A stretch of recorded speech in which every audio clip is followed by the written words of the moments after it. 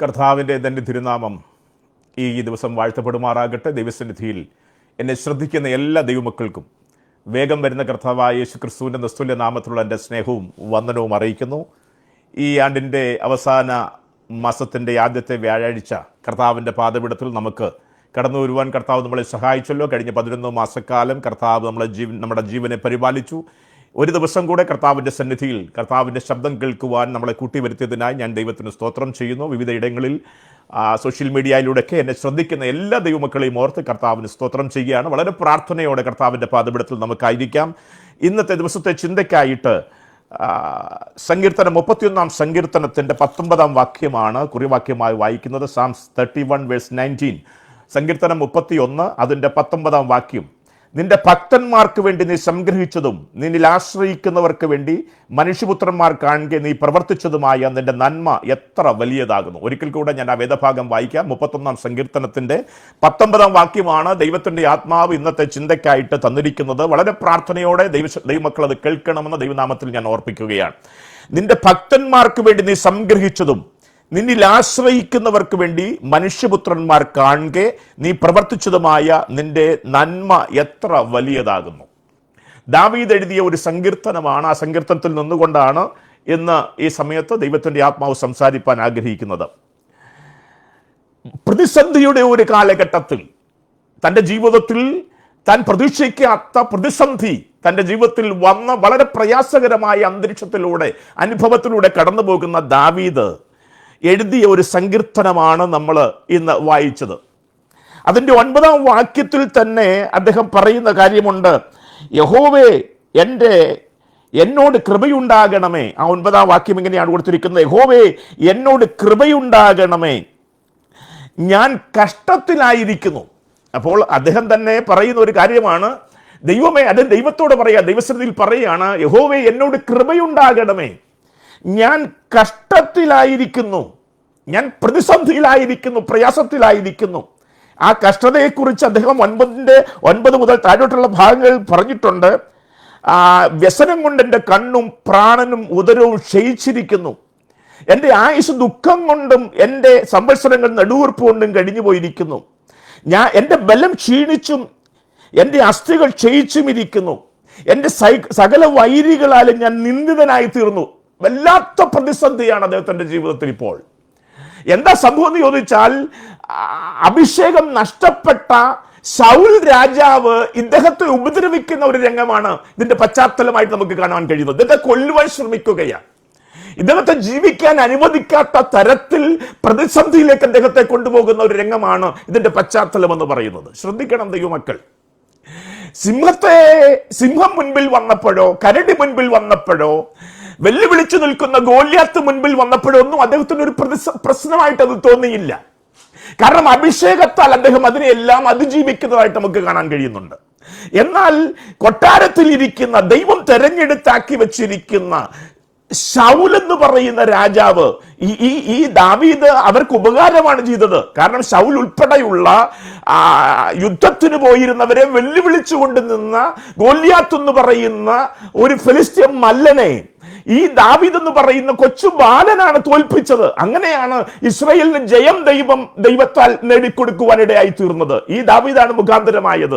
അപ്പോൾ അങ്ങനെയുള്ള ദാവീദിനെ ഉപകാരമൊന്നും ചെയ്തില്ലെങ്കിലും ഉപദ്രവിക്കാതിരിക്കണമായിരുന്നു. പക്ഷെ ഇവിടെ ഉപദ്രവിക്കുന്ന ഒരു ശൗലിനെയാണ് കാണുന്നത്. അത് ഉപദ്രവം എന്ന് പറഞ്ഞാൽ കുന്തമറിയുന്ന ഒരു ശൗലിനെ നമുക്ക് അവിടെ കാണാൻ കഴിയുന്നുണ്ട്.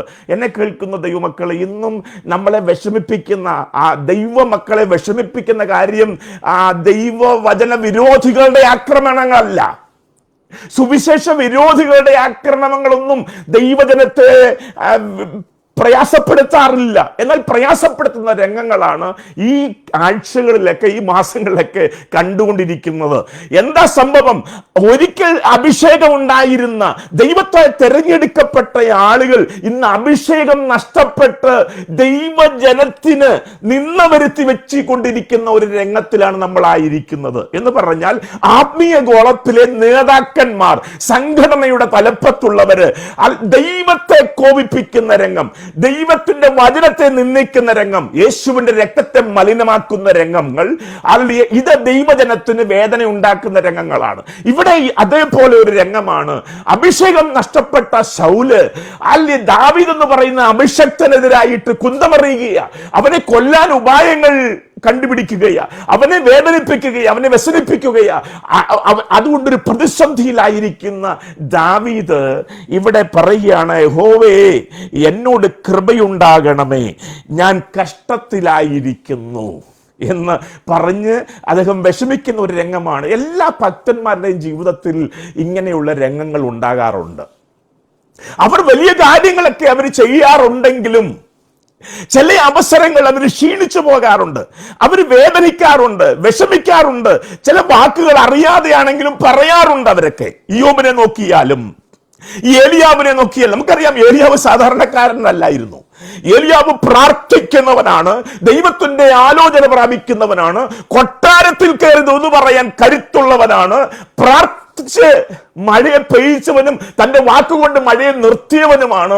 എന്ന് പറഞ്ഞാൽ ഇന്ന് കാണുന്ന രീതിയിലല്ല, വളരെ അധികാരത്തോടുകൂടെ ദൈവിക ശുശ്രൂഷ ചെയ്ത ഏലിയാവ് പോലും ചില സമയങ്ങളിൽ, അല്ലെങ്കിൽ ഒരു സമയത്ത് ഇസബേൽ എന്ന് പറയുന്ന ഒരു സ്ത്രീയുടെ വാക്ക് കേട്ടിട്ട് പ്രയാസപ്പെട്ട് ഒരു ചൂരച്ചയുടെ കീഴിൽ പോയി മരിച്ചാ മതി, ഞാൻ വലിയ ആളൊന്നുമല്ല എന്ന് പറയുന്ന രംഗം നമുക്ക് കണ്ടിട്ടുണ്ട് ഈ പുസ്തകത്തിൽ.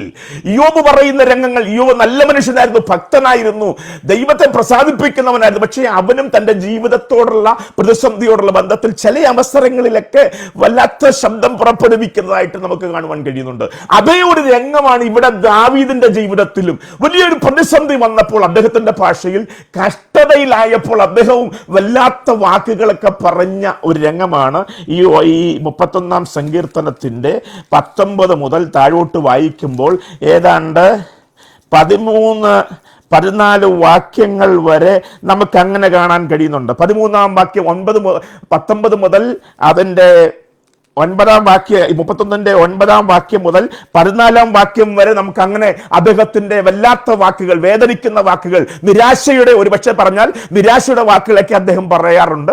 അങ്ങനെ പറയുന്ന രംഗമാണ് 13-14 വരെയുള്ള വേദഭാഗങ്ങൾ കാണാൻ കഴിയുന്നത്. എന്നാൽ പെട്ടെന്ന് അദ്ദേഹം അതിൽ നിന്ന് കരുത്തു പ്രാപിക്കുകയാ. ആ നിരാശയുടെ വാക്കുകൾ മാറി അദ്ദേഹം ദൈവത്തെ തിരിച്ചറിഞ്ഞ് അകത്ത് കയറിയ ദൈവശബ്ദത്തിനനുസരിച്ച് അദ്ദേഹം തിരിച്ചു പ്രതികരിക്കുന്ന രംഗമാണ് 14-ാം വാക്യം മുതൽ. ശ്രദ്ധിക്കണം എന്നെ കേൾക്കുന്നത് യുവക്കളെ, ഒരു ഉപവാസ പ്രാർത്ഥനയുടെ ഗതികേടോ അല്ലെങ്കിൽ ഏതെങ്കിലും ഒരു ദൈവദാസൻ വന്ന് ബലപ്പെടുത്തുകയോ ചെയ്യേണ്ട ആവശ്യം ഇവിടെ വന്നിട്ടില്ല. കാരണം ദാവീദിന് ദൈവത്തെ അറിയാം, അവനെ വിളിച്ചിറക്കിയവനെ അറിയാം, അവനെ അഭിഷേകം ചെയ്തവനെ അറിയാം. അതുകൊണ്ട് തന്നെ അദ്ദേഹം സ്വയം ബലം പ്രാപിക്കുന്ന രംഗമാണ് 14-ാം വാക്യത്തിൽ നമുക്ക് കാണാൻ കഴിയുന്നത്. എങ്കിലും ഈ പ്രശ്നങ്ങളൊക്കെ എന്റെ ജീവിതത്തിൽ ഉണ്ടെങ്കിലും അദ്ദേഹം പറയാണ്, എങ്കിലും നീ എന്റെ ദൈവം, ഞാൻ നിന്നിൽ ആശ്രയിച്ചു എന്ന് അവൻ പറയുകയാ. കണ്ടതയോ ഇതിലെ എന്നെ കേൾക്കുന്ന എല്ലാ ദൈവമക്കളോടും ഞാൻ പറയട്ടെ, നമ്മുടെ എല്ലാ ജീവിതത്തിൽ പ്രതിസന്ധികളൊക്കെ ഉണ്ടാവാറുണ്ട്, പ്രശ്നങ്ങളിലൂടെയൊക്കെ നമ്മൾ കടന്നു പോകാറുണ്ട്. എന്നും സുഖകരമായ അനുഭവങ്ങളൊന്നും അല്ല. എൻ്റെ ജീവിതത്തിൽ അങ്ങനെയല്ല, നിങ്ങളുടെയും അങ്ങനെയാണെന്നാണ് ഞാൻ വിശ്വസിക്കുന്നത്. പ്രതിസന്ധിയും പ്രശ്നങ്ങളും ഒക്കെ വല്ലാത്ത രീതിയിൽ നമ്മളെ വേദനിപ്പിക്കുന്ന അനുഭവങ്ങളൊക്കെ നമ്മുടെ ജീവിതത്തിൽ വരാം. അപ്പോൾ നമ്മൾ വല്ലാത്ത വാക്കുകളൊക്കെ, ഒരുപക്ഷെ നിരാശയുടെ വാക്കുകളൊക്കെ നമ്മൾ പറഞ്ഞെന്നും വരാം. എന്നാൽ സ്വയം കഴിഞ്ഞ കാലങ്ങളിൽ ദൈവം ചെയ്ത അനുഭവങ്ങളെ കുറിച്ച് ഓർത്ത് നമ്മുടെ ഉള്ളിൽ ദൈവം തന്ന വചനങ്ങളെ വീണ്ടും ഉരുവിട്ടുകൊണ്ട് തിരിച്ചെടുത്തുകൊണ്ട്, അല്ലെങ്കിൽ അഭിഷേകത്തിന്റെ ശക്തി തിരിച്ചെടുത്തുകൊണ്ട്, ആത്മാവിന്റെ നിറവ് തിരിച്ചെടുത്തുകൊണ്ട് നമ്മൾ ആ നിരാശകളെ എല്ലാം അതിജീവിക്കണം. അതാണ് ഇവിടെ ദാവീദ് പഠിപ്പിക്കുന്നത്. ഇത്രയും വലിയ പ്രയാസങ്ങളൊക്കെ അദ്ദേഹം പറഞ്ഞു. 9-ാം വാക്യം ഒരിക്കലൂടെ ഞാനത് പറയാം. 9-ാം വാക്യത്തിൽ അദ്ദേഹം പറഞ്ഞു, യഹോവേ എന്നോട് കൃപയുണ്ടാകണമേ, ഞാൻ കഷ്ടത്തിലായിരിക്കുന്നു, വ്യസനം കൊണ്ട് എൻ്റെ കണ്ണും പ്രാണനും ഉദരവും ക്ഷയിച്ചിരിക്കുന്നു, എൻ്റെ ആയുസ് ദുഃഖം കൊണ്ടും എൻ്റെ സംവത്സരങ്ങൾ നെടുവീർപ്പ് കൊണ്ടും കഴിഞ്ഞു പോയിരിക്കുന്നു, എൻ്റെ ബലം ക്ഷീണിച്ചും എൻ്റെ അസ്ഥികൾ ക്ഷയിച്ചും ഇരിക്കുന്നു, സകല വൈരികളാലും ഞാൻ നിന്ദിതനായി തീർന്നിരിക്കുന്നു, എൻ്റെ അയൽക്കാർക്ക് ഞാൻ അനിന്ദൻ തന്നെ, എൻ്റെ മുഖപരിചയമുള്ളവർക്ക് ഞാൻ ഭയഹേതുവായി ഭവിച്ചു, എന്നെ അടുക്കൽ വരുന്നവർ എന്നെ വിട്ട് ഓടിപ്പോകുന്നു, മരിച്ചുപോയവനെ പോലെ എന്നെ മറന്ന് പലരും എന്നെ മറന്നു കളഞ്ഞിരിക്കുന്നു, ഞാനൊരു ഉടഞ്ഞ പാത്രം പോലെ ആയിരിക്കുന്നു, ചുറ്റും ഭീതി എന്ന അപശ്രുതി ഞാൻ പലരുടെയും വായിൽ നിന്ന് കേട്ടിരിക്കുന്നു, അവർ എനിക്ക് വിരോധമായി കൂടി ആലോചിച്ച് എൻ്റെ ജീവനെ എടുത്തു കളയുവാൻ നിരൂപിച്ചു. ഇതൊക്കെ പറഞ്ഞിട്ട് പറയാണ്, എങ്കിലും അദ്ദേഹം ബലപ്പെടുകയാണ്, എങ്കിലും കണ്ട ദൈവത്തിലെ എങ്കിലും യഹോവയെ ഞാൻ നിന്നിൽ ആശ്രയിച്ചു, നീ എന്റെ ദൈവമെന്ന് ഞാൻ പറഞ്ഞു. ഇതാണ് ഒരു ദൈവ പൈതലിന്റെ ലക്ഷണമാകേണ്ടത്. പ്രശ്നങ്ങളിൽ നമ്മൾ അവസാനിക്കുകയല്ല, പ്രശ്നങ്ങളെ നമ്മൾ അവസാനിപ്പിക്കുകയല്ല. പ്രശ്നങ്ങൾ ഒരിക്കലും നമ്മളെ അവസാനിപ്പിക്കാതെ ആ പ്രശ്നങ്ങളുടെ നടുവിൽ നമ്മൾ കേട്ട ദൈവവചനം, നമ്മുടെ ഉള്ളിൽ സംഗ്രഹിച്ച ദൈവവചനം, കഴിഞ്ഞ കാര്യങ്ങൾ ദൈവം നമ്മോട് പറഞ്ഞ വാഗ്ദത്ത വചനങ്ങൾ, അല്ലെങ്കിൽ ദൈവം ആരെന്നുള്ള അറിവ്, ഇതെല്ലാം നമ്മുടെ ഉള്ളിലേക്ക് തിരിച്ചു കൊണ്ടുവന്ന് ആ നിരാശയുടെ അനുഭവങ്ങളെ, ആ വാക്കുകളെ അമർച്ച ചെയ്തുകൊണ്ട് പറയണം, ഞാൻ നിന്നിലാണ് ആശ്രയിക്കുന്നത്, നീ ആരാണെന്ന് എനിക്കറിയാം, നിന്റെ വചനങ്ങളുടെ ശക്തി എന്താണെന്ന് എനിക്കറിയാം. ദൈവമേ, ഞാൻ നിന്നിൽ ആശ്രയിക്കുന്നു, നീയാണ് എന്റെ ദൈവം, നീയാണ് എന്റെ കർത്താവ്, നീയാണ് എന്റെ കർത്തൃത്വം നടത്തുന്നവൻ. അടുത്ത പറയാണ്, എന്റെ കാലഗതികൾ നിന്റെ കയ്യിലാണ് ഇരിക്കുന്നത്. ഹല്ലേലൂയ. പ്രതിസന്ധിയിലാക്കുന്ന പ്രശ്നങ്ങളെ എന്നെ അവസാനിപ്പിക്കത്തില്ല. ഹല്ലേലൂയ. ശൗലിന്റെ കുന്തത്തിൽ ഞാൻ അവസാനിക്കത്തില്ല, കാരണം എന്റെ ജീവൻ ഇരിക്കുന്നത് നിന്റെ കയ്യിലാണ്, നീ എന്റെ കാലഗതികൾ ഇരിക്കുന്നത് നിന്റെ കയ്യിലാണ് എന്ന് പറഞ്ഞവൻ ബലപ്പെടുന്ന ഒരു രംഗം നമുക്ക് അവിടെ കാണാൻ കഴിയും. ഇന്ന് ഈ ദിവസം എന്നെ കേൾക്കുന്ന ദൈവമക്കളുടെ പരിശുദ്ധാത്മാവിൽ ഈ ആണ്ടിന്റെ അവസാനത്തെ ഡിസംബർ മാസത്തിൽ ഞാൻ നിങ്ങളോട് പറയട്ടെ, ഏത് പ്രതിസന്ധിയുടെ മുൻപിലും ദൈവമക്കൾ തിരിച്ചു പറയേണ്ട ഒരു കാര്യമുണ്ട്. എന്താ പറയേണ്ടത്? ഈ പ്രതിസന്ധി ഒന്നും, ഈ പ്രശ്നങ്ങളൊന്നും എന്നെ അവസാനിപ്പിക്കത്തില്ല, കാരണം എൻ്റെ ജീവൻ ഇരിക്കുന്നത്, എൻ്റെ ഭാവി ഇരിക്കുന്നത്, ഞാൻ ആരാധിക്കുന്ന, ഞാൻ സേവിച്ചു നിൽക്കുന്ന എൻ്റെ ദൈവത്തിന്റെ കയ്യിലാണ്. അവനറിയാതെ എൻ്റെ ജീവിതത്തിൽ ഒന്നും സംഭവിക്കത്തില്ല. എത്ര അപമാനിക്കപ്പെടുന്ന അനുഭവങ്ങൾ വന്നാലും, എത്ര പ്രതികൂലമായിരിക്കുന്ന വിഷയങ്ങൾ എൻ്റെ ചുറ്റും വന്നാലും, എല്ലാ പ്രശ്നങ്ങളും ഒരേപോലെ എൻ്റെ നേരെ ആഞ്ഞെടുത്താലും ഇല്ല, ഞാൻ തകർന്നു പോകത്തില്ല. കാരണം ഞാൻ ആശ്രയിക്കുന്നത്, ഞാൻ ആരാധിക്കുന്നത് എൻ്റെ ദൈവത്തിന്റെ പാദപീഠത്തിലാണ്. എൻ്റെ ഭാവി ഇരിക്കുന്നത് അവന്റെ കയ്യിലാണ്, എൻ്റെ കാലഗതികൾ ഇരിക്കുന്നത് എൻ്റെ ദൈവത്തിന്റെ കയ്യിലാണെന്ന് പറഞ്ഞ് ബലപ്പെടുന്ന ദൈവമക്കളെ ഓർത്ത് ഞാൻ കർത്താവിന് സ്തോത്രം ചെയ്യുകയാണ്. അങ്ങനെ പറഞ്ഞ് താഴോട്ട് വന്നിട്ട് അദ്ദേഹം പറയുന്ന വാക്യമാണ് നമ്മുടെ കുറിവാക്യം, 19-ാം വാക്യം. നിന്റെ ഭക്തന്മാർക്ക് വേണ്ടി നീ സംഗ്രഹിച്ചതും നിന്നിൽ ആശ്രയിക്കുന്നവർക്ക് വേണ്ടി മനുഷ്യപുത്രന്മാർ കാണുകെ നീ പ്രവർത്തിച്ചതുമായ നിന്റെ നന്മ എത്ര വലിയതാകുന്നു. അദ്ദേഹം പറയാണ്, തൻ്റെ ഭക്തന്മാർക്ക് വേണ്ടി നീ സംഗ്രഹിച്ചതും നിന്നിൽ ആശ്രയിക്കുന്നവർക്ക് വേണ്ടി മനുഷ്യപുത്രന്മാർ കാണുകെ പ്രവർത്തിച്ചതുമായ നിന്റെ നന്മ എത്ര വലിയതാകുന്നു. ആ പദം വളരെ ശ്രദ്ധിക്കണമേ. അതിൽ നിന്നുകൊണ്ടാണ് ദൈവത്തിൻ്റെ പരിശുദ്ധാത്മാവ് സംസാരിപ്പാൻ ആഗ്രഹിക്കുന്നത്. അദ്ദേഹം പറയാണ്, ദൈവത്തിന്റെ കരങ്ങളിലേക്ക് അദ്ദേഹത്തെ ഏൽപ്പിച്ചു കൊടുത്തിട്ട് അദ്ദേഹത്തിന്റെ പ്രശ്നങ്ങളിൽ ജയിക്കാനുള്ള കൃപ ദൈവവചനത്തിലുണ്ടെന്ന് വിശ്വസിച്ചുകൊണ്ട്, അഭിഷേകത്തിലുണ്ടെന്ന് വിശ്വസിച്ചുകൊണ്ട്, അല്ലെങ്കിൽ ഈ അദ്ദേഹം തന്നെ ദൈവത്തെ കുറിച്ച് പറയുന്ന പല ഭാഗങ്ങളിൽ നമുക്ക് വേദപുസ്തകത്തിൽ കാണാൻ കഴിയും, സങ്കീർത്തനത്തിൽ കാണാൻ കഴിയും. യഹോവേ, നീ എന്റെ കർത്താവാകുന്നു, നീ ഒഴികെ എനിക്കൊരു നന്മയുമില്ല. അദ്ദേഹം പറഞ്ഞ വാക്കാണ്. നീ എന്റെ സങ്കേതവും കോട്ടയുമാകുന്നു, ഞാൻ ആശ്രയിക്കുന്ന എന്റെ ദൈവവും നീയാണെന്ന് പറയുന്ന വാക്കുകൾ നമുക്കറിയാം. യഹോവേ, ഞാൻ നിന്നെ എന്റെ മുൻപിൽ വെച്ചിരിക്കുന്നു, നീ എന്റെ വലതുഭാഗത്തുള്ളതുകൊണ്ട് ഞാൻ കുലുങ്ങിപ്പോകുകയില്ല എന്ന് പറഞ്ഞ വാക്ക് നമുക്കറിയാം. അങ്ങനെ ഒത്തിരി ദൈവത്തെ കുറിച്ച് പറഞ്ഞ് പ്രതിസന്ധിയിൽ ജയം നേടുന്ന ഒരു ദാവീദിനെ നമുക്കറിയാം. പ്രശ്നങ്ങൾ വരുമ്പോൾ ഞാൻ പടക്കൂടുത്തരെ പാഞ്ഞു ചെല്ലും, എന്റെ ദൈവത്താൽ ഞാൻ മതിൽ ചാടി കടക്കുമെന്ന് പറഞ്ഞ് കഴിഞ്ഞ കാലങ്ങളുടെ അനുഭവത്തിന്റെ വെളിച്ചത്തിൽ ആത്മാവിൽ ദൈവത്തെ മുൻപിൽ നിർത്തി ജയിക്കുന്ന ദാവീദിനെ നമുക്കറിയാം. ഇവിടെ ദാവീദ് പറയുന്ന രംഗമാണ്, തന്റെ ഭക്തന്മാർക്ക് വേണ്ടി ദൈവം സംഗ്രഹിച്ചു വെച്ചിട്ടുണ്ട്. ചിലത് നോക്കി വെച്ചിട്ടുണ്ട്, ചിലത് കണ്ടുവച്ചിട്ടുണ്ട്. ഞാൻ തളർന്നു പോകത്തില്ല, ഞാൻ ഇല്ലാതായി പോകത്തില്ല, എനിക്ക് വേണ്ടി എൻ്റെ ദൈവം ചിലത് സംഗ്രഹിച്ചു വെച്ചിട്ടുണ്ടെന്ന് അദ്ദേഹം പറയുന്ന രംഗമാണ് ഈ 19-ാം വാക്യത്തിൽ. അദ്ദേഹം പറയുന്നു, തൻ്റെ ഭക്തന്മാർക്ക് വേണ്ടി. ആ പദം ശ്രദ്ധിക്കണം. ആരാണ് ഈ ഭക്തൻ? എന്താണ് ഈ ഭക്തന്റെ അടയാളങ്ങൾ? എന്താണ് ഒരുവനെ ഭക്തനെന്ന് പറയാനുള്ള സാഹചര്യം? എന്താണ്? 4 അർത്ഥതലങ്ങൾ ഭക്തനെ കുറിച്ച് പറയുന്നുണ്ട്, ഭക്തിയെ കുറിച്ച് പറയുന്നുണ്ട്. ഭക്തി എന്ന് പറയുമ്പോൾ അവൻ എല്ലാറ്റിനേക്കാളും ദൈവത്തെ ഭയപ്പെടുന്നവനായിരിക്കണം. ഭക്തിയുടെ ചില ലക്ഷണങ്ങളായി പറയുന്നത്, ദൈവഭയമുള്ളവനാണ് ഭക്തിയുള്ളവൻ. ഒരുവൻ ഭക്തനാകണമെങ്കിൽ അവൻ മറ്റെന്തിനേക്കാളും ദൈവത്തെ ഭയപ്പെടുന്നവനായിരിക്കണം. ശ്രദ്ധിക്കണം ദൈവമക്കൾ, ഇന്ന് പെന്തക്കോസ്തിനകത്ത്, ക്രിസ്ത്യാനിക്കകത്ത് വന്നുപോയ അപജയം എന്താന്ന് ചോദിച്ചാൽ, പരാജയപ്പെടാനുള്ള കാരണം എന്താന്ന് ചോദിച്ചാൽ, ദൈവഭയം നഷ്ടപ്പെട്ടു. ദൈവജനത്തിന്റെ ഇടയിൽ ദൈവഭയം നഷ്ടപ്പെട്ടു. അതോടുകൂടി ഭക്തി പോയി. ഇന്ന് ദൈവഭയമുണ്ടോ? ഉണ്ടെങ്കിൽ ഇന്ന് നമ്മുടെ ഇടയിൽ നടക്കുന്ന പ്രവർത്തികൾ ഇങ്ങനെ ഉണ്ടാകുമോ? എത്ര മ്ലേച്ഛകരമായ പ്രവർത്തികളാണ് നമ്മുടെ ഇടയിൽ നടക്കുന്നത്. സംഘടനാ ഫലത്തിൽ എന്താണ് കാണിക്കുന്നത്? ശ്രദ്ധിച്ചു നിങ്ങൾ മനസ്സിലാക്കണം. കാര്യം എന്താ? ദൈവഭയം നഷ്ടപ്പെട്ടു. ദൈവത്തെ ഭയമില്ലാത്ത പ്രവർത്തികളാണ് ഇന്ന് നമ്മുടെ ചുറ്റും കണ്ടുകൊണ്ടിരിക്കുന്നത്. നേതാക്കന്മാർ, പെന്തക്കോസ്റ്റിന്റെ നേതാക്കന്മാർ, സംഘടനയുടെ നേതാക്കന്മാർ ദൈവഭയം നഷ്ടപ്പെട്ടവരായി, വിശ്വാസ സമൂഹം ദൈവഭയം നഷ്ടപ്പെട്ടവരായി. അതോടുകൂടി ഭക്തി പോയി, ഭക്തന്നുള്ള പേര് പോയി. ശ്രദ്ധിക്കണം. എല്ലാറ്റിനേക്കാളും ഉപരി ആര് ദൈവത്തെ ഭയപ്പെടുമോ അവരാണ് ഭക്തൻ. നമ്മൾ ഈ 2025 അവസാന മാസത്തിൽ സ്വയം ഒന്ന് ശോധന ചെയ്യണം. ഞാൻ മറ്റെന്തിനേക്കാൾ ഉപരിയായി ദൈവത്തെ ഭയപ്പെടുന്നയാളാണോ? ഒന്ന് സ്വയശോധന ചെയ്യണം. മറ്റെന്തിനേക്കാൾ ഉപരിയായി ഞാൻ ദൈവത്തെ ഭയപ്പെടുന്നയാളാണോ? അവരെ കുറിച്ച് പറയുന്ന പേരാണ് ഭക്തൻ. ഇന്ന് ദൈവത്തെ ഭയമില്ല. എന്തും നമ്മൾ കാണിക്കും. നമ്മൾ സ്റ്റേജിൽ പാട്ട് പാടും, വെള്ളയുടുപ്പിടും, ക്ലീൻ ഷേവ് ചെയ്യും, രക്ഷിക്കപ്പെടണം, സ്ഥാനപ്പെടണമെന്നൊക്കെ, സമാധാനം എന്നൊക്കെ നമ്മൾ വെളിയിൽ പ്രസംഗിക്കും. പക്ഷേ സമാധാനക്കേട് വരുത്തുന്ന ആളുകളെ നമ്മൾ മാറുകയാ. എന്താ കാര്യമെന്ന് ചോദിച്ചാൽ ഭക്തിയില്ല. മത്തായി സുവിശേഷം 23-ാം അധ്യായത്തിനകത്ത് ഈ പരീശാസ്ത്രീ പുരോഹിത വൃന്ദത്തെ യേശു കർത്താവ് ശരിക്കൊന്ന് വിവേചിക്കുന്നുണ്ട്. മത്തായി 23-ൽ ഏതാണ്ട് 7 പ്രാവശ്യം അവരെ വിളിച്ചിട്ടുണ്ട്. കപടഭക്തിക്കാരാണ്. ആ കാലഘട്ടത്തിൽ നമ്മളെപ്പോലെ വല്ല കേട്ടു. പരീശാസ്ത്രീ പുരോഹിത വൃന്ദം എന്ന് പറഞ്ഞാൽ ആത്മീയ ഗോളത്തിലെ ഏറ്റവും ഉന്നത പദവിയിൽ എല്ലാവരും ബഹുമാനിച്ചുകൊണ്ട് ആത്മീയ തലത്തിൽ എല്ലാ നേതൃതലത്തിലും നിൽക്കുന്ന ആളുകളെ നോക്കിക്കൊണ്ടാണ് യേശു കർത്താവ് വിരൽ ചൂണ്ടിക്കൊണ്ട് ജനത്തോട് പറഞ്ഞു, അവരെ പോലെ ഒന്നും ആവരുത് കേട്ടോ. 21-ാം അധ്യായത്തിനകത്തുണ്ട് മത്തായി 23-ൽ 7 പ്രാവശ്യം കപടഭക്തിക്കാരെന്നവരെ വിളിച്ചത്, പാമ്പുകളെന്ന് വിളിച്ചവരെ, സർപ്പസന്തതികളെന്ന് വിളിച്ചവരെ, വെള്ളം വെച്ച സഭക്കല്ലെന്ന് വിളിച്ചു, കള്ളപ്രവാചകന്മാരെന്ന് വിളിച്ചു, കള്ളക്രിസ്തുക്കൾ എന്ന് വിളിച്ചു. എന്താ കാര്യമെന്ന് ചോദിച്ചാൽ അവർ പറയുന്നതും പ്രവർത്തിക്കുന്നതും വ്യത്യസ്തമാണ്. ആത്മീയ ഗോളത്തിലെ നേതാക്കന്മാർ പറയുന്നതും പ്രവർത്തിക്കുന്നതും തമ്മിൽ ഒരു ബന്ധവുമില്ല.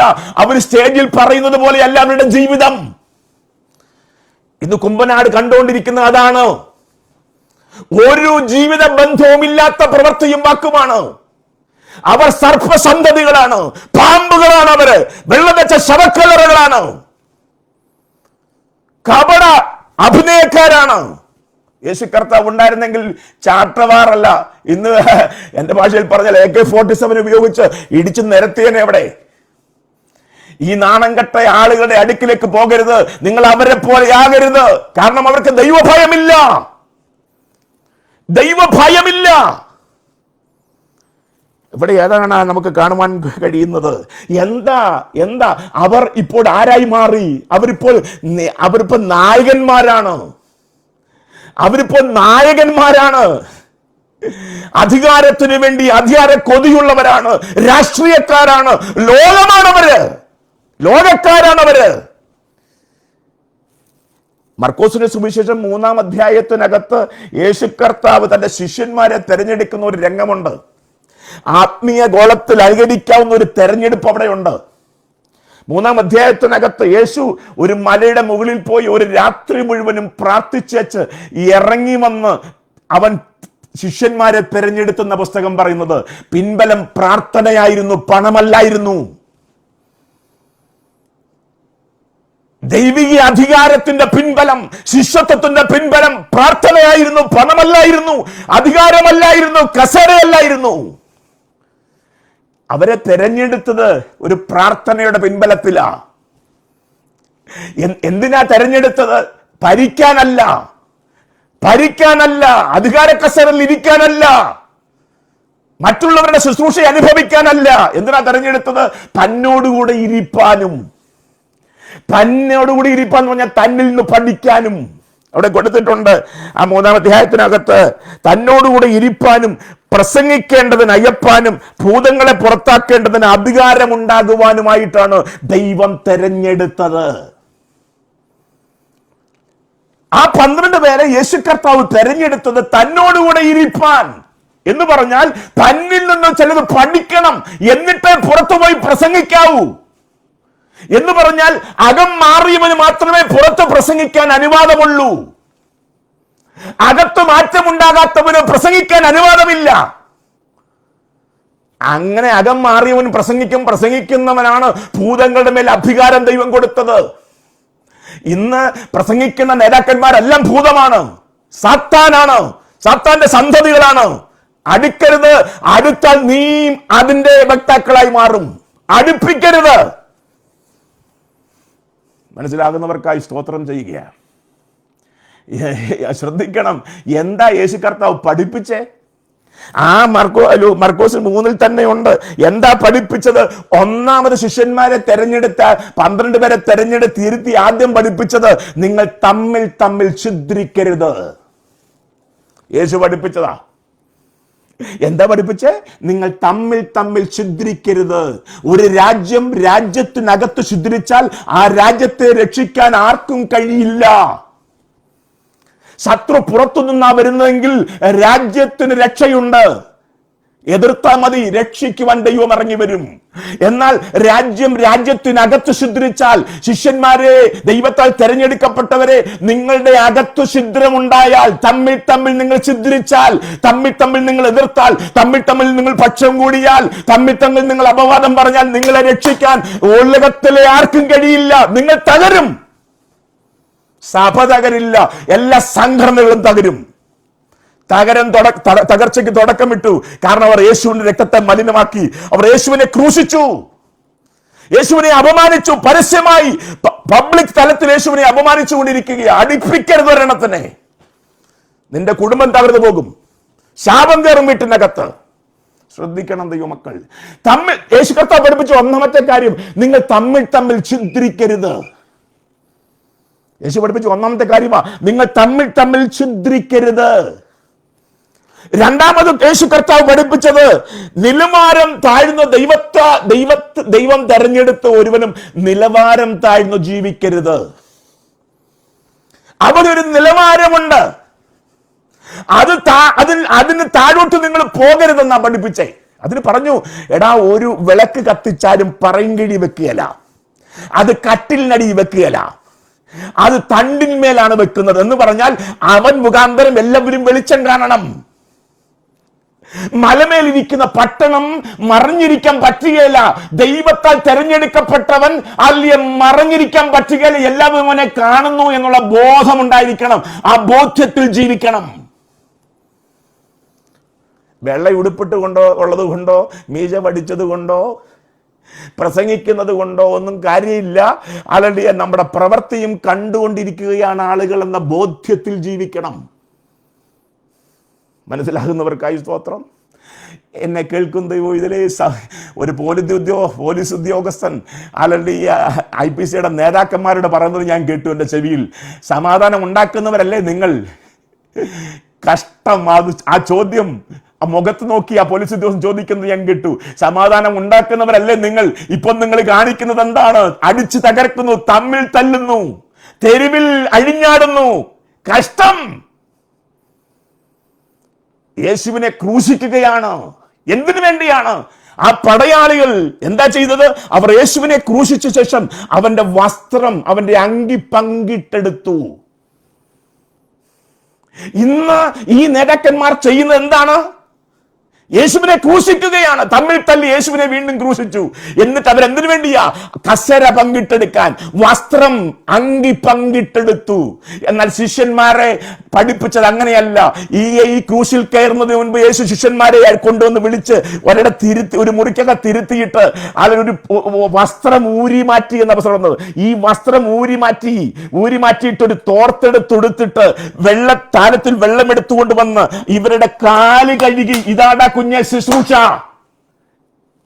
ഇതാ ശുശ്രൂഷ. തോർത്തെടുത്തൊടുക്കുന്നതാ ശുശ്രൂഷ. മറ്റുള്ളവനെ ശുശ്രൂഷിക്കുന്നതാ ശുശ്രൂഷ. മറ്റുള്ളവനെ വലിയതായി കാണുന്നതാ ശുശ്രൂഷ. കൂട്ട സഹോദരനെ നിന്നാൽ കഴിയുന്ന തരത്തിൽ ഉയർച്ചയിലേക്ക് കൊണ്ടുപോകുന്ന ശുശ്രൂഷ. അവന്റെ കാല് വാരുന്നതല്ല ശുശ്രൂഷ. ഇതൊന്നും പറഞ്ഞാൽ ഏക്കല്ലെന്ന് എനിക്കറിയാം. അടുത്ത മാസം വരും നിന്റെ സഭയിൽ നേതാവെന്ന് പറഞ്ഞ് വരുമ്പം നീ പോയി കുമ്പിടും. നീ കൊടുക്കും, നിന്റെ കാശെല്ലാം അയച്ചു കൊടുക്കും, നീ നിന്റെ കുടുംബവും ശപിക്കപ്പെടും. കാരണം യഹോവയെ ഭയപ്പെടുന്നവനെ അനുഗ്രഹിക്കുന്ന പുസ്തകമാണിത്. അങ്ങനെ സങ്കീർത്തനത്തിൽ പറയുന്നത് യഹോവയെ ഭയപ്പെട്ട്, 128 സങ്കീർത്തനം, യഹോവയെ ഭയപ്പെട്ട്, അതാ ക്ലോസ്, യഹോവയെ ഭയപ്പെട്ട് അവന്റെ വഴികളിൽ നടക്കുന്ന മനുഷ്യൻ ഭാഗ്യവാൻ. അവന്റെ കൈകളുടെ അധ്വാന ഫലം അവൻ തിന്നും. അവന്റെ ഭാര്യ വീട്ടിനകത്ത് ഫലപ്രദമായ മുന്തിരിവള്ളി പോലെയും അവന്റെ മക്കൾ അവന്റെ മേശയ്ക്ക് ചുറ്റും നിൽക്കുന്ന ഒലിവ് തൈകൾ പോലെയും ഇരിക്കും. യഹോവ അവനെ അനുഗ്രഹിക്കും. ഇതെല്ലാം നടക്കണമെങ്കിൽ ആദ്യത്തെ ക്ലോസ് ഉണ്ട്, യഹോവയെ ഭയപ്പെട്ട്. ഭയം പോയാൽ ശാപമാണ്. ഭയം പോയാൽ വെളിപ്പെടുന്നത് ശാപമാണ് കുഞ്ഞെ. തിരിച്ചറിയ്, ശപിക്കപ്പെട്ടവന്റെ അടുക്കിലേക്ക് പോകരുത്. അവരെ വിട്ടുമാറുവീൻ, അവരെ വിട്ടോടുവീൻ. നിങ്ങൾ അവരെ പോലെ ആകരുത്. ഒറ്റ ഒരുത്തനെ സ്റ്റേജ് കയറ്റരുത്, ഒറ്റ ഒരുത്തന്റെ പ്രസംഗം കേൾക്കരുത്. നിന്റെ ജീവിതം പോക്കാവും. ശ്രദ്ധിക്കണം ദൈവമക്കൾ. ഭയം പോയി. തമ്മിൽ തമ്മിൽ ഛിദ്രിക്കരുത്. ഒന്നാമത് പഠിപ്പിച്ചു. നിങ്ങൾ നിലവാരം താഴ്ന്ന് ജീവിക്കരുത് എന്ന് പറഞ്ഞാൽ ദൈവത്തിനും ദൈവത്തിന്റെ സംവിധാനങ്ങൾക്കും അല്ലാതെ ഒരു ദൈവ പൈതൽ ഒന്നിനും കീഴ്പ്പെടരുത്. ഒരു കസേരയ്ക്കും കീഴ്പ്പെടരുത്, ഒരു പണത്തിനും കീഴ്പ്പെടരുത്, ഒരു പദവിക്കും കീഴ്പ്പെടരുത്. കാരണം ദൈവമാണ് വലുത്. ദൈവം വന്ന ശുശ്രൂഷയാണ് വലുത്, അഭിഷേകമാണ് വലുത്, ഈ തിരുവചനമാണ് വലുത്, നിന്നെ ഏൽപ്പിച്ചിരിക്കുന്ന ശുശ്രൂഷയാണ് വലുത്. അതിനപ്പുറമല്ല കസേര, അതിനേക്കാൾ വലുതല്ല ഇവിടുത്തെ സ്ഥാനമാനങ്ങൾ. ദൈവമക്കൾ തിരിച്ചറിയണം. അപ്പൊ നഷ്ടപ്പെട്ടു പോയത് ഭയം. ഇന്ന് യാക്കോബിനെയും അബ്രഹാമിനെയും വത്സനെയും ബേബിയെയും ഫിലിപ്പിനെയും എല്ലാവരെയും എല്ലാവരുടെയും മധ്യസ്ഥനായി വരുന്നത് ആരാന്നറിയാമോ? ജഡ്ജി രാമകൃഷ്ണൻ. കണ്ടോ?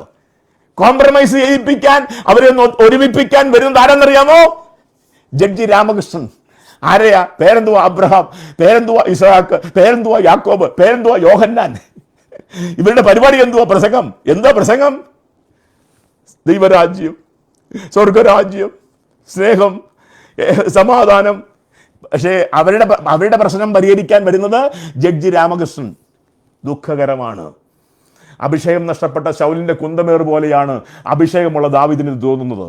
അതുകൊണ്ടാണ് ഇത്രയും പറഞ്ഞത്. ഒന്ന്, അല്ലെങ്കിൽ ഭക്തനാകണമെങ്കിൽ ഒന്ന്, അവൻ ദൈവത്തെ ഭയപ്പെടുന്നവനായിരിക്കണം.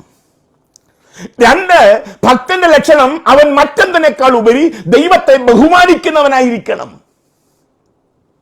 മറ്റെന്തിനേക്കാൾ ഉപരി ദൈവത്തെ ബഹുമാനിക്കുന്നവനായിരിക്കണം എന്ന് പറഞ്ഞാൽ അമിതമായ ആദരവുകൾ ദൈവത്തിനല്ലാതെ വേറെ ആർക്കെങ്കിലും കൊടുത്താൽ അത് ദൈവവചന വിരുദ്ധമാണ്.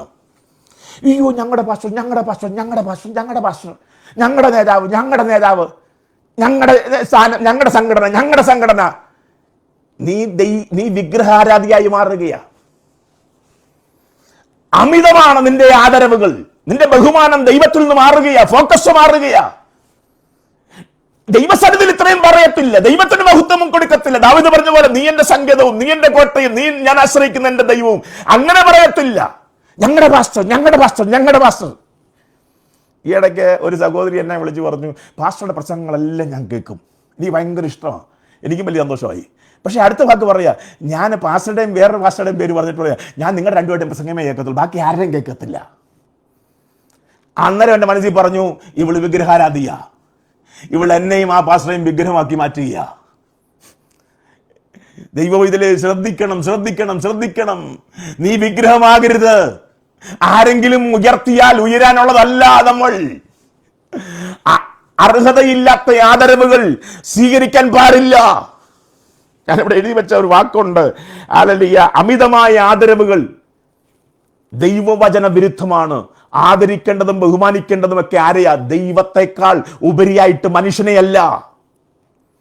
കൊർന്നല്യോസിന്റെ ഭവനത്തിലേക്ക് കഴിഞ്ഞ ദിവസം മരിച്ചവരെ ഉയർപ്പിച്ച പത്രോസ് വരുമ്പോ, ദൈവാത്മാവ് പറഞ്ഞിട്ട് പത്രോസിനെ വിളിച്ചുകൊണ്ട് വരുമ്പോ, ഈ കൊർന്നല്യോസ് ഓടിച്ചെന്നവന്റെ കാൽക്കൽ വീണ് നമസ്കരിച്ചു.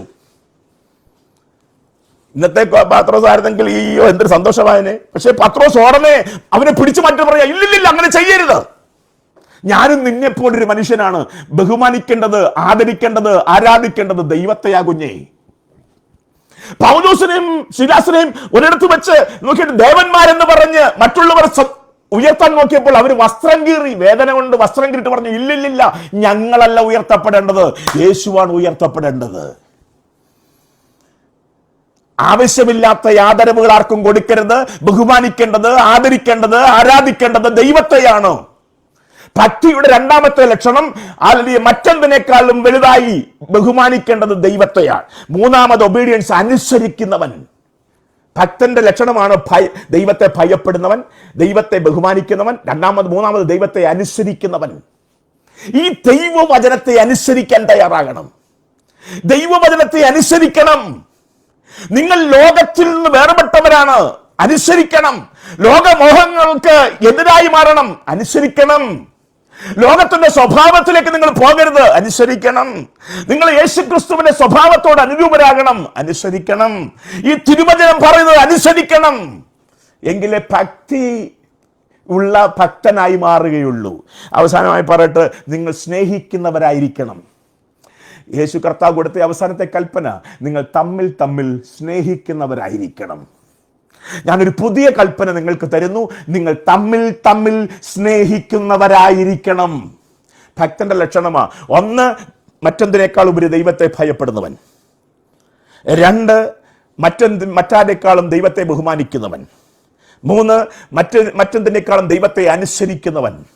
4, ദൈവത്തെ സ്നേഹിക്കുന്നവൻ, തമ്മിൽ സ്നേഹിക്കുന്നവർ. ഇവരെ കുറിച്ചാണ് ഈ ഭക്തൻ എന്ന് പറയുന്നത്. ഈ പറഞ്ഞതില്ലാത്ത ഭക്തി ദൈവത്തുമായിട്ട് ബന്ധമുള്ളതല്ല. യാക്കോബിന്റെ ലേഖനത്തിനകത്ത് ഭക്തിയെ കുറിച്ച് പറയുന്നുണ്ട്. എന്താണ്? നാവിന് കടിഞ്ഞാണിടുന്നവനാണ് ഭക്തൻ. നാവിന് കടിഞ്ഞാണിടാതെ എന്നും വിളിച്ചു പറഞ്ഞിട്ട് ഭക്തൻ എന്ന് നിരൂപിച്ചാൽ അത് തെറ്റാണെന്ന് യാക്കോബിന്റെ ലേഖനത്തിൽ പറയുന്നു, 5-ാം അധ്യായത്തിൽ. 1, നാവിന് കടിഞ്ഞാണിടുന്നവൻ. 2, ആരാണ് ഭക്തൻ? അനാഥരെയും വിധവമാരെയും അവരുടെ പ്രയാസത്തിൽ പോയി കാണുന്നവൻ, അവരെ സഹായിക്കുന്നവൻ ഭക്തൻ. 3, ലോകത്തിൽ നിന്ന് വേർപെടുന്നവൻ, ലോക സ്വഭാവത്തിൽ നിന്ന് വേർപെട്ട് ജീവിക്കുന്നവൻ ആരോ, അവനെ കുറിച്ചാണ് പറയുന്നത് ഭക്തൻ. ഈ 2025 അവസാന മാസത്തിൽ സ്വയം ഒന്ന് ശോധന ചെയ്യണം. നമ്മുടെ പ്രാർത്ഥന ദൈവം കേൾക്കണമെങ്കിൽ, നമ്മളെ ദൈവം അനുഗ്രഹിക്കണമെങ്കിൽ, ദൈവത്തിന്റെ അഭിഷേകം നമ്മുടെ മേൽ വരണമെങ്കിൽ, നമ്മുടെ തലമുറ അനുഗ്രഹിക്കപ്പെടണമെങ്കിൽ, നമ്മുടെ കുടുംബം അനുഗ്രഹിക്കപ്പെടണമെങ്കിൽ നമ്മൾ ആരായി മാറണം? ഭക്തന്മാരായി മാറണം. അങ്ങനെയുള്ള ഭക്തിയെക്കുറിച്ച് ഇവിടെ പറയുന്നത്, തൻ്റെ ഭക്തന്മാർക്ക് വേണ്ടി നീ സംഗ്രഹിച്ചതും നിന്നിൽ ആശ്രയിക്കുന്നവർക്ക് വേണ്ടി മനുഷ്യപുത്രന്മാർ കാണുകയും നീ പ്രവർത്തിച്ചതുമായ നിന്റെ നന്മ എത്ര വലിയതാകുന്നു എന്ന് പറഞ്ഞാൽ, ഒറ്റ വാക്കിൽ പറഞ്ഞാൽ നന്ദിയുള്ളവരാകുന്നു. എന്താ കാര്യം? ഈ വാക്യപ്രകാരം ഇന്ന് നാം അനുഭവിക്കുന്നതെല്ലാം ദൈവം നമുക്ക് വേണ്ടി കരുതി വെച്ചതാണ്. ഒരിക്കൽ കൂടെ പറയാം, ഇന്ന് നാം അനുഭവിക്കുന്നതെല്ലാം ദൈവം നമുക്ക് വേണ്ടി മുന്നമേ കരുതി വെച്ചതാണ്. ഇന്നലെ നമ്മൾ അനുഭവിച്ചതെല്ലാം ദൈവം തന്നതാണ്. ഇന്ന് നാം അനുഭവിക്കുന്നതെല്ലാം ദൈവം എനിക്ക് വേണ്ടി മുന്നമേ കരുതി സംഗ്രഹിച്ചു വെച്ചതാണ്. നാളെ ഞാൻ അനുഭവിക്കാൻ പോകുന്നത് ദൈവം എനിക്ക് വേണ്ടി മുന്നമേ കണ്ടുവച്ചതാണ്, മാറ്റിവെച്ചതാണ്. അതാണ് ദൈവം എനിക്ക് വേണ്ടി ഒരുക്കി വെച്ചിരിക്കുന്നത്. ദൈവത്തിന്റെ വിളിയുടെ സ്വഭാവം അതാണ്. ഞാൻ ഇടയ്ക്കൊക്കെ അബ്രഹാമിനോട് പറയും, അബ്രഹാമേ, നിന്റെ വിളിക്കകത്ത് തന്നെ നിന്റെ തലമുറയുമുണ്ട്. ഉൽപ്പത്തി 12-ാം അധ്യായത്തിൽ നിന്നെ ദൈവം വിളിക്കുമ്പോൾ തന്നെ 19-ാം അധ്യായത്തിലെ തലമുറയെ ദൈവം കണ്ടുവച്ചിട്ടുണ്ടായിരുന്നു. ആ വിളിക്കകത്ത് തന്നെ നിന്റെ വാഗ്ദത്വമുണ്ട്, നിന്റെ തലമുറയുണ്ട്, നിന്റെ പ്രാർത്ഥനയുടെ മറുപടിയുണ്ട്, നിന്റെ ആഗ്രഹങ്ങളുടെ സാക്ഷാത്കാരവുമുണ്ട്. അതാണ് ഇവിടെ ദാവീദ് പറഞ്ഞത്, നിന്റെ ഭക്തന്മാർക്ക് വേണ്ടി നീ സംഗ്രഹിച്ചതും. യെഹെസ്കേലിന്റെ പുസ്തകം 20-ാം അധ്യായം 6-ാം വാക്യത്തിനകത്ത്, ഇസ്രായേൽ മിസ്രയീമിൽ നിന്ന് പുറപ്പെടുന്നതിന് മുൻപ് തന്നെ ദൈവം അവർക്കായിട്ട് ഒരു കനാൻ ഒരുക്കി വച്ചിരുന്നു എന്ന് വേദപുസ്തകത്തിൽ കാണാം. യെഹെസ്കേൽ 20:6, ചാപ്റ്റർ 20:6, 20:6 ഇസ്രായേൽ മിസ്രയീമിൽ നിന്ന് പുറപ്പെടുന്നതിന് മുൻപേ, ദൈവം അവരെ പുറപ്പെടുവിക്കുന്നതിന് മുൻപേ അവർക്ക് വേണ്ടി പാലും തേനും ഒഴുകുന്ന നീ കെട്ടാത്ത കെട്ടിടങ്ങളും, നീ ആൾ കുഴിക്കാത്ത കിണറുകളും, നീ അധ്വാനിക്കാത്ത നന്മയും തെരഞ്ഞെടുത്തവന് വേണ്ടി, ദൈവത്തെ ആരാധിക്കുന്നവന് വേണ്ടി, ദൈവത്തെ പിൻപറ്റുന്നവന് വേണ്ടി, ദൈവത്തെ ഭയപ്പെടുന്നവന് വേണ്ടി, ദൈവത്തെ അനുസരിക്കുന്നവന് വേണ്ടി, ദൈവത്തെ സ്നേഹിക്കുന്നവന് വേണ്ടി ദൈവം മുന്നമേ കരുതി വച്ചിട്ടുണ്ടായിരുന്നെന്ന്. എന്നെ കേൾക്കുന്ന ദൈവം, നാളെ എന്താകുമെന്നോർത്തു നീ ഭാരപ്പെടേണ്ട കാര്യമില്ല. നാളെ എങ്ങനെ ജീവിക്കുമെന്നോർത്തു നീ ഭാരപ്പെടേണ്ട കാര്യമില്ല. നിന്നെ വിളിക്കുന്ന ദിവസം തന്നെ നാളത്തേക്കുള്ളത് ദൈവം കണ്ടുവച്ചിട്ടുണ്ട്.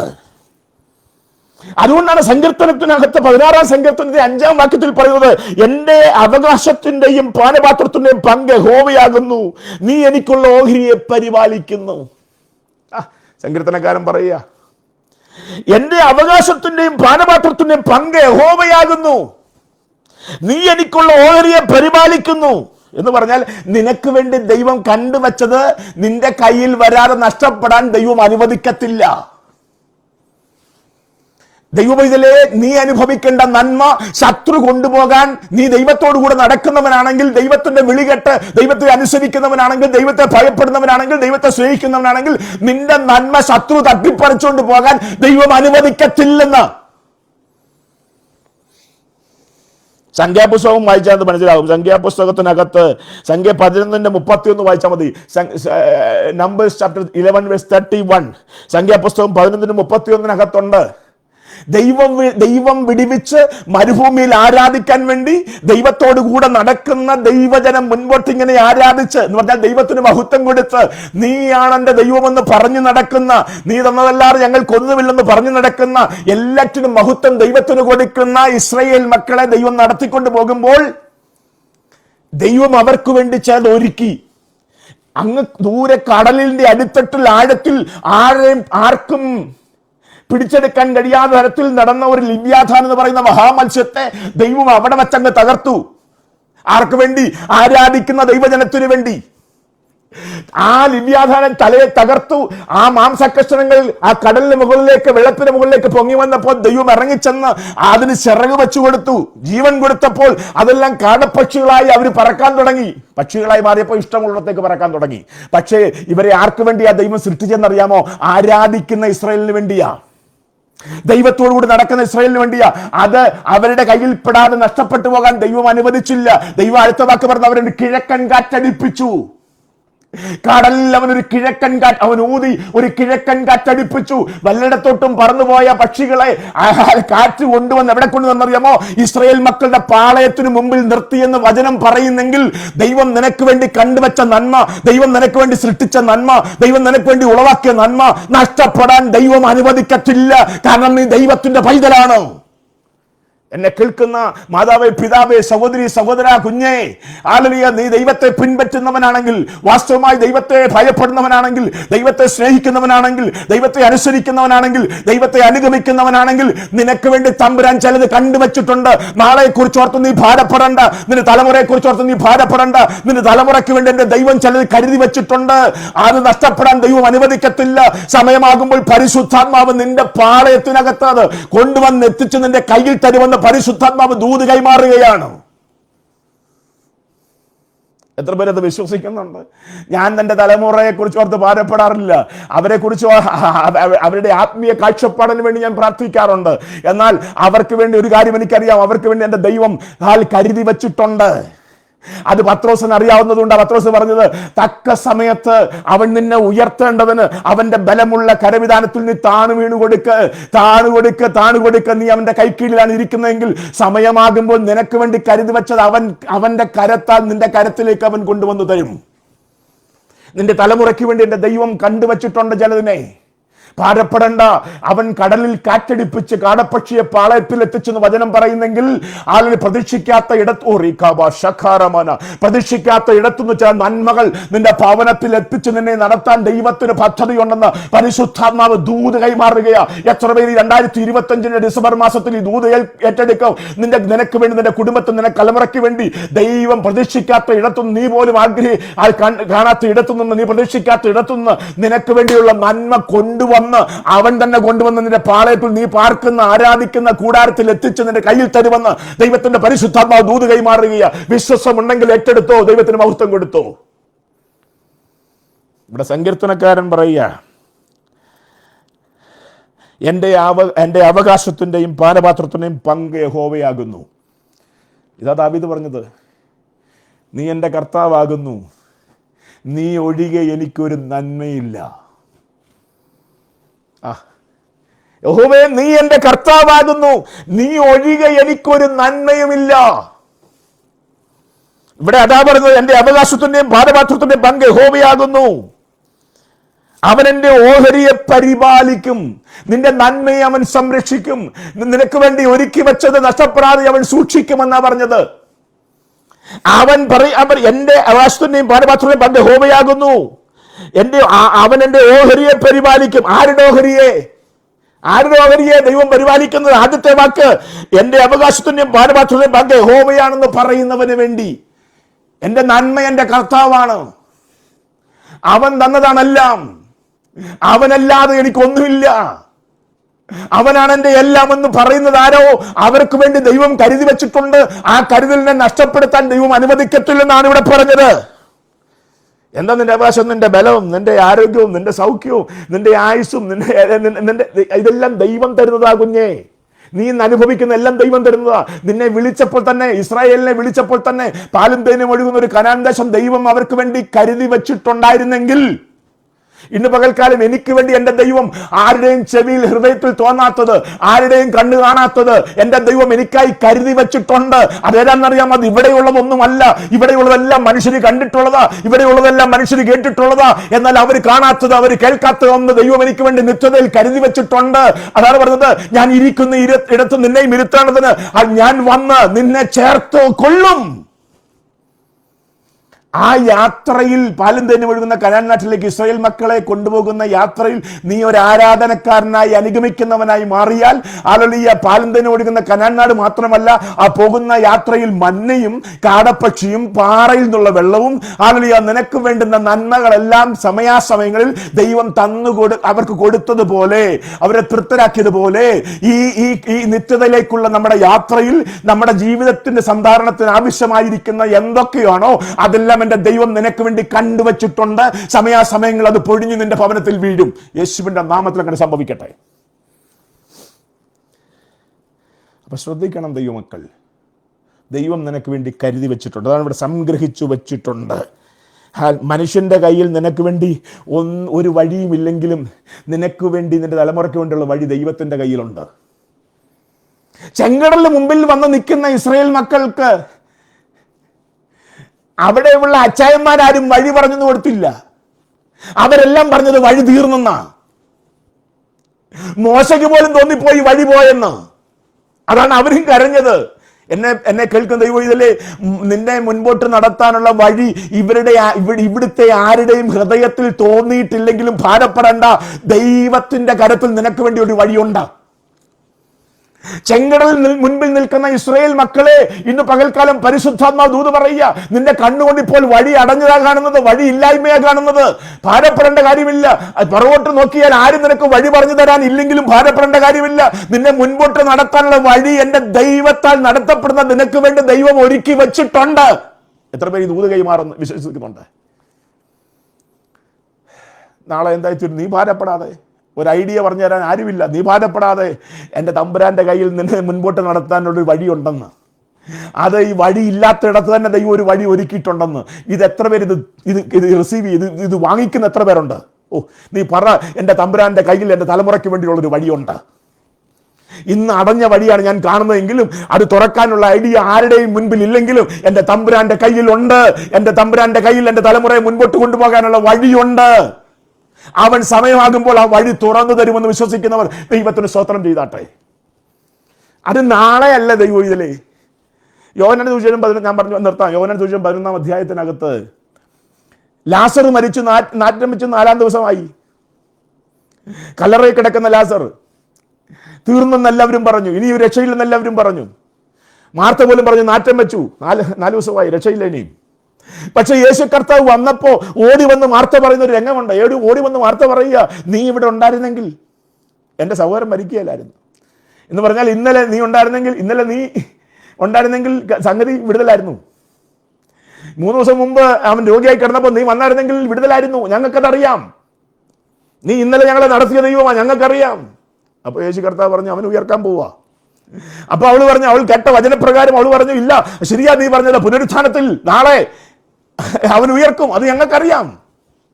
അപ്പൊ മാർത്തയ്ക്ക് ഇന്നലെ പ്രവർത്തിച്ച ദൈവത്തെ അറിയാം, നാളെ പ്രവർത്തിക്കുന്ന ദൈവത്തെ അറിയാം.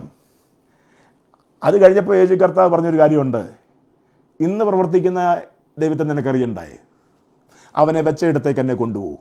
ഓ ഋഷഖബാരബ, അവനെ വെച്ചയിടത്തേക്ക് എന്നെ കൊണ്ടുപോകും. അവിടെ വെച്ച് മാർത്ത പറയുകയാണ്, അയ്യോ ഗുരു, ഇന്ന് നടക്കുമെന്ന് എനിക്ക് വിശ്വാസമില്ല, നാറ്റം വെച്ചു, 4 ദിവസമായി. അപ്പോൾ യേശു തിരിച്ചു പറഞ്ഞു, കുഞ്ഞെ, നിനക്ക് ഇന്നലെ പ്രവർത്തിച്ച ദൈവത്തെ അറിയാം, നാളെ പ്രവർത്തിക്കാനിരിക്കുന്ന ദൈവത്തെ അറിയാം. നീ പറഞ്ഞിട്ടുണ്ടായിരിക്കാം, ഇന്നലെ സാക്ഷ്യം അതാണ്, കഴിഞ്ഞ കാലങ്ങളിൽ ദൈവം എന്നെ നടത്തി, ഇനിയും ദൈവം എന്നെ നടത്തും. എന്നാൽ ഇന്നത്തെ വിഷയത്തിന് മുൻപിൽ നീ മിണ്ടാതിരിക്കുന്നത് എന്താ? ദൈവത്തിന്റെ പരിശുദ്ധാത്മാവ് ചിലർ നോക്കിക്കൊണ്ട് ദൂത് പറയുകയാണ്, മാർത്തയെ, നീ വിശ്വസിച്ചാൽ നീ ഇന്ന് അത്ഭുതം കാണും. ഈ വചനം കേൾക്കുമ്പോൾ തന്നെ നിന്റെ വിഷയത്തിന് വിടുതൽ തരാൻ ദൈവം മതിയായ ദൈവമാണ്. അവൻ ഇന്നലെയും ഇന്നും നാളെയും അനന്യനായ ദൈവമാണ്. ഹല്ലേലൂയ. മാർത്തയെ, അവൻ ഇന്നലെ പ്രവർത്തിച്ചത് മാത്രമല്ല, അവൻ നാളെ പ്രവർത്തിക്കുന്നത് മാത്രമല്ല, വിശ്വസിച്ചാൽ നീ ഇന്ന് ദൈവത്തിന്റെ അത്ഭുതം കാണും. കാരണം ദൈവം ഇറങ്ങിയപ്പോൾ തന്നെ അല്ല, അവൻ രോഗിയായി കിടന്നപ്പോൾ തന്നെ അല്ല, നീ അവനെ അറിയിച്ചപ്പോൾ തന്നെ ഈ ഉയർപ്പ് അവൻ കണ്ടുവച്ചതാണ്. എൻ്റെ വാക്കുകൾ അവസാനിപ്പിക്കുകയാണ്. സംഗ്രഹിച്ചു വെച്ചിട്ടുണ്ട്. അടുത്ത വാക്ക് എനിക്കിഷ്ടമാണ്. തന്നിൽ ആശ്രയിക്കുന്നവന് വേണ്ടി മനുഷ്യപുത്രന്മാർ കാണുകെ നീ പ്രവർത്തിച്ചതുമായ നിന്റെ നന്മ എത്ര വലുത്. ആരാ ഈ മനുഷ്യപുത്രന്മാരെ? നിന്റെ തലയിൽ കയറി ഓടിയവരാ, നിനക്കെതിരെ അപവാദം പറഞ്ഞവരാ, നിന്റെ വീഴ്ച കണ്ട് രസിച്ചവരാ. അവർ കാണുകെ ദൈവം നിനക്കായി ഒരുക്കി വെച്ച നന്മ നീ അനുഭവിക്കുന്നത് അവരെ കാണിക്കും കർത്താവ്. എത്ര പേർക്ക് ബോധ്യമുണ്ട്? ഈ വചനം എനിക്ക് ഭയങ്കര സന്തോഷമുള്ള വാക്കാണ്. സങ്കീർത്തനം 31:19, ദൈവം എനിക്ക് വേണ്ടി സംഗ്രഹിച്ചു വെച്ചിട്ടുണ്ട്. ഇന്ന് ഞാൻ അനുഭവിക്കുന്ന ദൈവം എനിക്ക് വേണ്ടി കഴിഞ്ഞ കാലങ്ങളിൽ ഒരുക്കി വെച്ചതാണ്. കഴിഞ്ഞ കാലങ്ങളിൽ ഞാൻ അനുഭവിച്ച ദൈവം എനിക്ക് തന്നതാണ്. ഇന്ന് ഞാൻ അനുഭവിക്കുന്ന ദൈവം എനിക്ക് തന്നതാണ്. നാളത്തേക്ക് വേണ്ടി എൻ്റെ തമ്പുരാൻ എനിക്ക് വേണ്ടി കണ്ടുവച്ചിട്ടുണ്ട്, സംഗ്രഹിച്ചു വെച്ചിട്ടുണ്ട്. അത് നഷ്ടപ്പെടാൻ ദൈവം അനുവദിക്കത്തില്ല. അത് മാത്രമല്ല, ഞാൻ ആ നന്മകളെല്ലാം അനുഭവിക്കുന്നത് എന്നെ നിന്ദിച്ചവർ, അപമാനിച്ചവർ, എനിക്കെതിരെ പറഞ്ഞവർ, എനിക്കെതിരെ പ്രവർത്തിച്ചവർ കാണുകെ എൻ്റെ ദൈവം നന്മ ചെയ്ത എന്നെ നടത്തും. എത്ര പേർക്ക് പറയാൻ കഴിയുന്നുണ്ട്? പക്ഷേ അടിസ്ഥാനം ഭക്തനാകണം.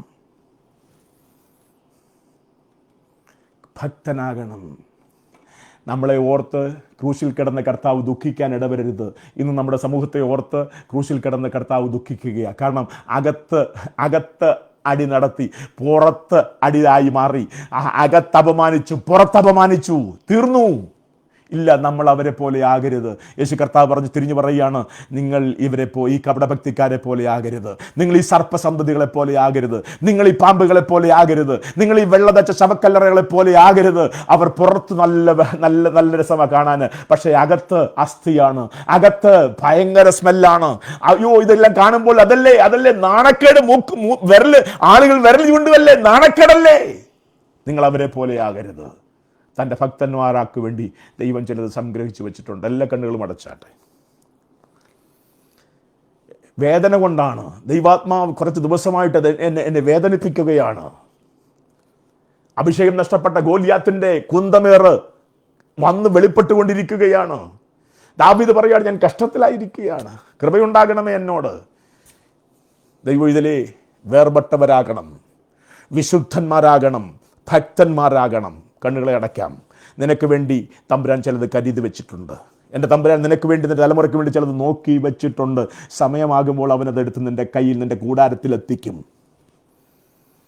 പരിശുദ്ധ പിതാവേ, തിരുപാദപീഠത്തിലേക്ക് ഞങ്ങൾ ഒരുമിച്ച് കടന്നു വന്ന നിമിഷം മുതൽ ഈ സമയം വരെയും കർത്താവിൻ്റെ ആത്മാവിൻ്റെ ഇടപെടലുകൾ ഞങ്ങളുടെ ജീവിതത്തിൽ വെളിപ്പെടുന്നതിനായി സ്തോത്രം. കർത്താവെ, ഞങ്ങൾ കുറവുള്ളവരായി മാറിക്കഴിഞ്ഞു, ക്ഷമിക്കണമേ കർത്താവെ. ദാനിയേൽ പ്രാർത്ഥിച്ചു, ഞങ്ങൾ പാപം ചെയ്തു. ശമൂവേൽ പ്രാർത്ഥിച്ചു, ഞങ്ങൾ പാപം ചെയ്തു.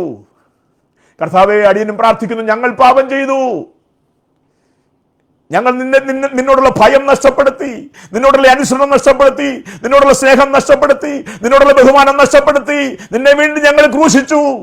ക്ഷമിക്കണമേ കർത്താവേ. ദൈവ ഭയത്തിലേക്ക് മടങ്ങി വരുവാൻ, ദൈവ സ്നേഹത്തിലേക്ക് മടങ്ങി വരുവാൻ, ദൈവിക ബഹുമാനത്തിലേക്ക് മടങ്ങി വരുവാൻ, അനുസരണത്തിലേക്ക് മടങ്ങി വരുവാൻ ഞങ്ങളെ സമർപ്പിക്കുന്നു. അങ്ങ് വിശ്വസ്തനായ ദൈവമായിരുന്നത് കൊണ്ടാണ് ഞങ്ങൾ ഇന്ന് ജീവനോടുകൂടി ആയിരിക്കുന്നത്. ഞങ്ങൾ പലപ്പോഴും അവിശ്വസ്തരായിട്ടുണ്ട്. ഞങ്ങൾ ക്ഷമിക്കണമേ കർത്താവേ. ദൈവത്തെ നിന്ദിക്കുന്നവരോട് വേർപെട്ടിരിക്കാൻ കർത്താവിന്റെ കൃപ ഞങ്ങൾക്ക് തരണമേ. അങ്ങ് പറഞ്ഞതുപോലെ അവരെ പോലെ ആകരുത് കർത്താവെ. അവരെ പോലെ ആകാതിരിപ്പാൻ ഞങ്ങളുടെ മേൽ പ്രത്യേകമായ ഒരു അഭിഷേകം തരണമേ കർത്താവെ. കൃപയിൽ ഞങ്ങളെ മറച്ചാട്ടെ. കേൾവിക്കാരെ അനുഗ്രഹിച്ച് ദൈവകരങ്ങളിലേക്ക് ഏൽപ്പിക്കുന്നു. പ്രാർത്ഥിച്ച് കർത്താവിന്റെ കാര്യങ്ങൾ സമർപ്പിച്ച് പ്രാർത്ഥിക്കുന്നു കർത്താവെ. തിരുമ്മിന്റെ കാര്യങ്ങളിൽ ഏൽപ്പിക്കുന്നു. മഹത്വം മുഴുവൻ യേശു കർത്താവിന് മാത്രം അർപ്പിച്ചുകൊണ്ട് അടിയനെ സമർപ്പിക്കുന്നു. യേശു ക്രിസ്തുവിൻ നാമത്തിൽ തന്നെ. ആമേൻ, ആമേൻ, ആമേൻ.